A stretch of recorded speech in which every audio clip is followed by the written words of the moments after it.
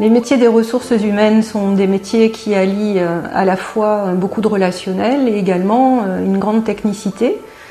Alors cette technicité, elle s'explique essentiellement par la masse de connaissances juridiques que l'on doit maîtriser et surtout une évolution constante de cette réglementation. Notre organisation dans l'établissement fait que en RH nous sommes spécialisés par département, justement compte tenu de ce contexte de spécificité technique pour chacun des départements. Donc en fait les agents à la fois gèrent des situations et puis sont présents pour renseigner et accompagner les professionnels en fonction des situations qui se présentent pour eux. Voilà. Donc si on ramène on va dire le volume de professionnels RH au volume professionnel d'établissement, pour le personnel non médical on est à peu près à un agent pour une centaine de professionnels en gestion. Parmi les métiers, on va trouver en RH le métier donc de secrétaire de direction, donc une collègue qui, bien entendu, gère le planning du directeur, prépare ses réunions, mais également donc assure la gestion de tout le courrier entrant des ressources humaines, un courrier qui est enregistré chaque jour. Et donc dispatchés dans les différents départements qui vont le prendre en gestion après. C'est également une collègue qui fait signer leur contrat de travail aux professionnels que l'on recrute et qui remet les cartes professionnelles donc, à tous les entrants.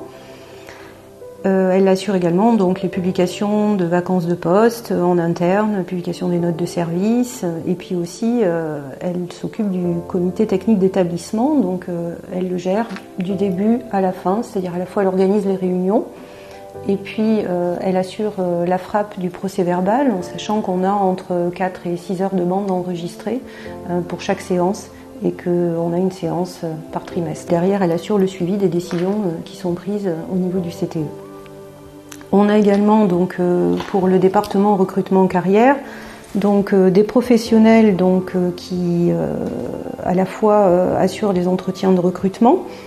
Donc en dehors des services de soins, on va dire plus spécifiquement des infirmiers et des aides-soignants qui sont le gros volume de nos professionnels, nous assurons en RH à peu près 50 à 60 recrutements supplémentaires par an.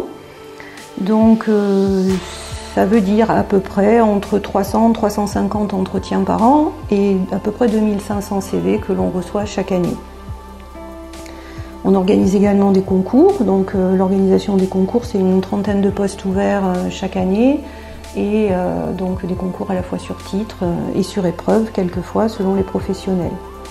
C'est par exemple le travail d'actualité, la remise des médailles professionnelles actuellement. Donc on a une soixantaine de médailles à remettre, ce qui veut dire un peu plus d'une centaine de dossiers étudiés avec certains qui ne remplissent pas les conditions.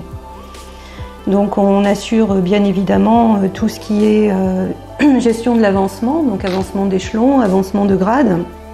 Donc là aussi, avancement d'échelon, c'est plusieurs centaines d'avancements chaque année. Donc les mises à disposition de professionnels qui travaillent pour d'autres structures. Tout ce qui est suivi de nos contrats de travail. Les contrats de travail, c'est une centaine de CDD donc, que l'on suit au mois le mois avec les prolongations de contrats régulières. C'est le suivi des évaluations, bien sûr, qu'il faut envoyer dans les services avant chaque fin de contrat pour connaître le ressenti de l'encadrement par rapport au travail de l'agent. C'est la gestion des temps partiels, du télétravail, de toutes les positions comme le congé parental, les détachements, les mutations, les congés de disponibilité et tout le suivi que ça peut engager derrière. Les entretiens d'évaluation, bien sûr, également. Nous avons aussi une professionnelle qui assure le secrétariat du CHSCT. Donc on retrouve un peu la même chose que ce qui a été dit pour le CTE, c'est-à-dire convoquer la réunion, c'est-à-dire également assurer la frappe du PV.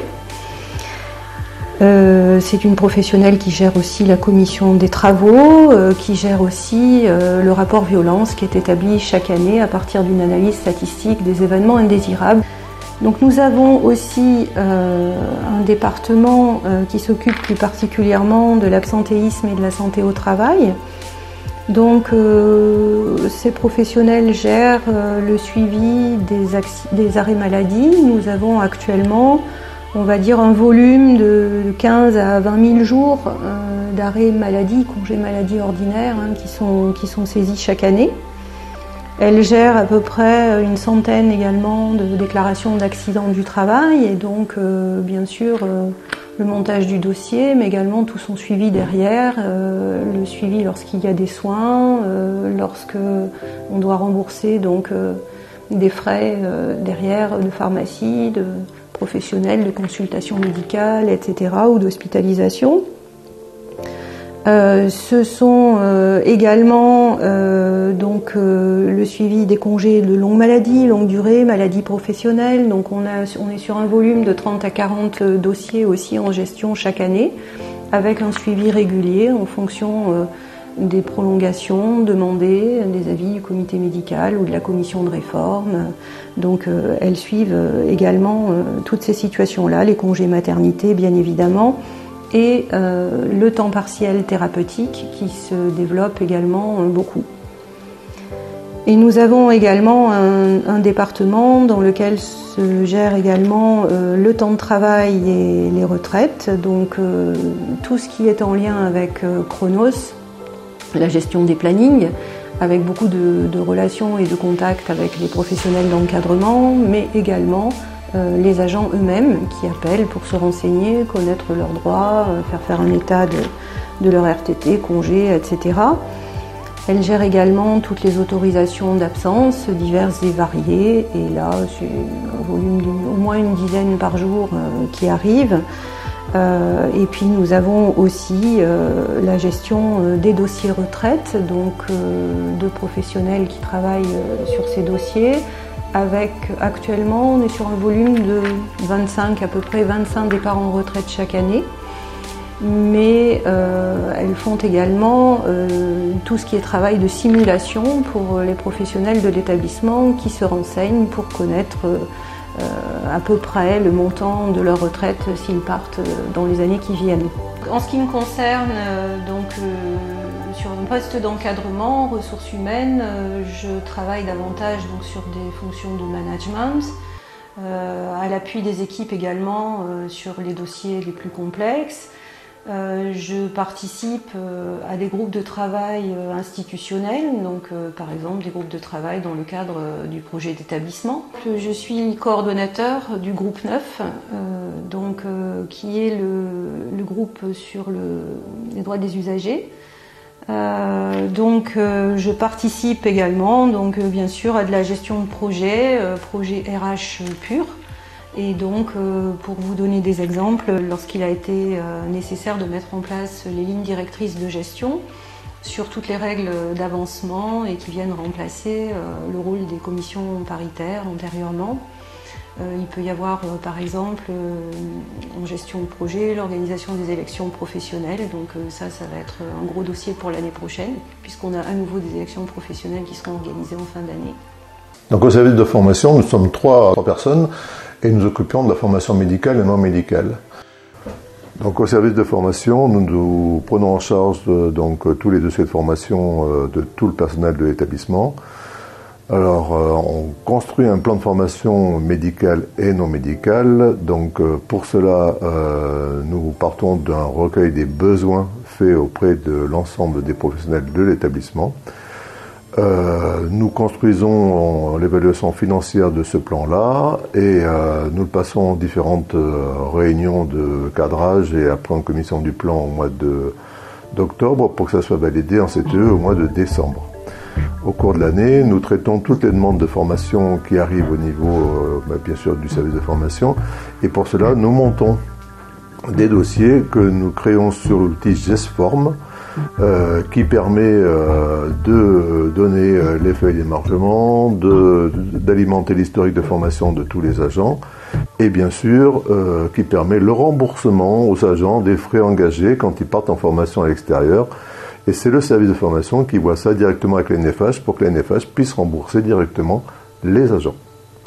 Nous gérons également toutes les demandes de stage qui ne passent pas par la division des soins. Ça représente entre 400 et 500 demandes qui arrivent chaque année et pour lesquelles nous avons entre 100 et 150 acceptations de stages par an. Ça demande un gros travail puisqu'à chaque fois qu'on accepte un stage, il faut demander la convention et on ne peut pas accepter un stagiaire sans convention.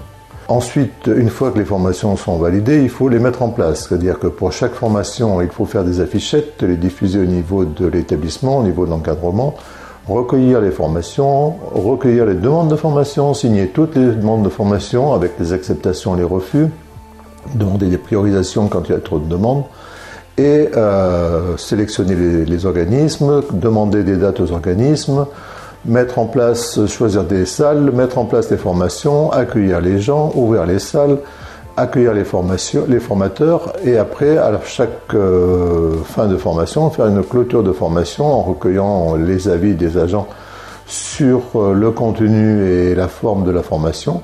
Et après, en fonction de ça, on fait un retour ou pas à l'organisme de formation quand c'est nécessaire ou à l'établissement quand c'est nécessaire. En ce qui me concerne, je m'occupe plus particulièrement de la gestion financière du plan de formation médical et non médical. Il faut que ça rentre bien sûr dans une enveloppe financière qui est déterminée sur nos cotisations et nous ne pouvons pas aller au-delà, donc c'est pour ça qu'on est obligé de faire une régulation par rapport au dossier pour que ça rentre dans l'enveloppe. En ce qui me concerne également, je suis coordonnateur des secrétaires médicaux d'établissement. Ça veut dire que je suis le lien entre les coordinatrices de chaque pôle et l'établissement, et à toutes les directions par rapport à tout ce qu'elles peuvent faire remonter ou les difficultés qu'elles peuvent avoir. Et également par rapport au recrutement, quand il y a des recrutements à faire, je participe au recrutement avec une personne de la DRH et une personne du pôle pour la sélection des candidats. Mais avant, on fait forcément un tri des dossiers et pour un ordre d'idée, par exemple, sur l'apparition d'un poste, quand c'est en interne, on a quelques candidats, mais quand c'est en externe, on a énormément de candidats. Ça peut aller de 10 à 110 demandes qu'il faut analyser. J'encadre au sein de la DRH le service de la paye, qui est composé d'une équipe de 4 personnes. Le service traite chaque mois les salaires d'environ 1600 personnes, y compris les personnels médicaux. Les missions générales du service sont l'accueil physique et téléphonique des agents de l'établissement, qui occupent une part primordiale du quotidien du service. Bien évidemment, la mission principale de l'équipe reste la gestion de la paye. Cela signifie le calcul, la saisie et le contrôle des éléments variables de paye, notamment les primes d'insalubrité, les primes propres aux fonctions et aux grades, comme la NBI, la prime de technicité, les primes liées au travail le dimanche et la nuit, la prime de service, les indemnités d'astreinte et d'heures supplémentaires, les indemnités de transport, les remboursements des frais de déplacement, mais également les acomptes et les blocages de paye ou l'envoi des bulletins aux agents. Le service est également en charge de la rédaction d'attestations diverses destinées aux agents.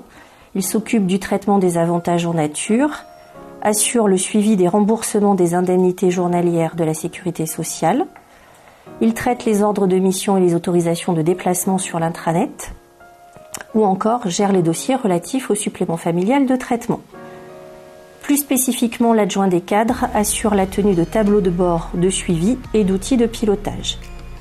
Le calendrier mensuel de la paye requiert avant tout un sens de l'organisation, une grande rigueur dans la fiabilité des données reçues et transmises et une disponibilité de l'ensemble des agents du service. En complément de leurs fonctions au sein du service paye, 2 des gestionnaires travaillent à mes côtés sous une autre direction, les affaires médicales, rattachées à la direction générale. Ensemble, nous avons pour mission de gérer la carrière de l'ensemble des personnels médicaux, qu'ils soient étudiants en médecine, internes ou médecins, de leur entrée dans l'établissement à leur sortie.